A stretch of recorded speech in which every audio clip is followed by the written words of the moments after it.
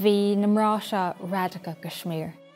Bhí siad radacach ina gcuid tuairmí politúla, bhí súlach ab síl níos fearr agus cníolchaí marachtála a níos fearr bhaint amach, ach chomh maith leis sin bhí siad radacach sna cinsaí léithúla a rinne siad.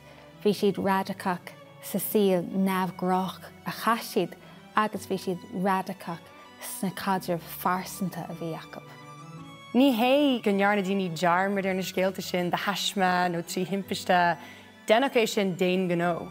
Tuis nach raibh daoine sásta adfáil go raibh maná atacha buintach leis an tír seo agus le buine na tíre, ach tá sé amdún inis é sin na chuir na ceart.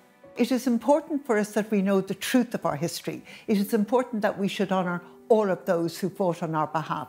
It is really important that we should honour the women who fought, who had lives which were way outside the pale, way beyond the norm, who were profoundly unconventional. Tá dúlgas ar na scéalta seo a inseacht le léirú gur cuid é de scéal na héireann na scéalta áitecha seo, agus nachfuil éon dairtear an dá rud sin.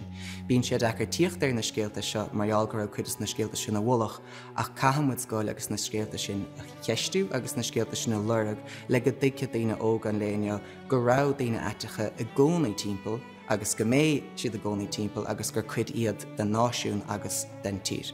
There is an LGBT history of the revolutionary movement. Those stories are there. They were always there.